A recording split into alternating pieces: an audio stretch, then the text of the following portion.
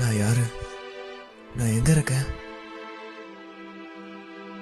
பண்றதெல்லாம் பண்ணிட்டு ஒன்னும் தெரியாத பப்பா மாதிரி முழிக்கிறான் பாரு. நைனா, ஆத்தா, எப்பரா இருக்க மௌனே?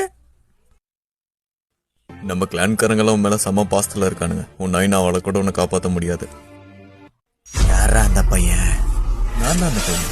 எனக்காண்டிதான் காத்து நின்றோம். வணக்கண்டா மாப்பிள்ள. சொர்க்கத்திலேயாவது கொஞ்சம் சிரிங்கலேண்டா. மச்சான், இவன் நம்மள மட்ட பண்ணனால தானே கல்யாண நாள். மகாளி எப்படி இருக்க? ஆசையா மல்லிப்பூ எல்லாம் வாங்கிட்டு வந்தேன்.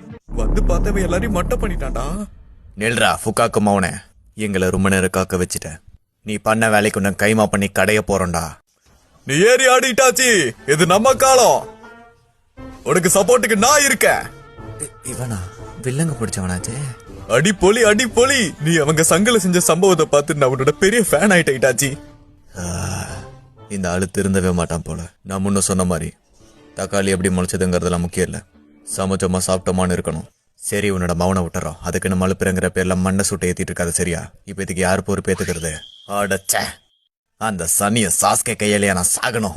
அந்த உச்சிக்கா கிளான சேர்ந்தவனுக்கு மட்டும் என்கிட்ட கிடைச்சானுங்க, கும்மு கும்முன்னு கும்மி கண்டம் துட்டமா வெட்டி களைச்சு போட்டுருவேன். நாங்க என்ன சீட்டு கட்டா கழிச்சு போடுறக்கு? ஆமா, மல்லிப்பூ இவர் கொடுத்துட்டா அல்வாவி சேர்த்து கொடுத்துரு. அதெல்லாம் மாமா வாங்கிப்பாரு. இல்ல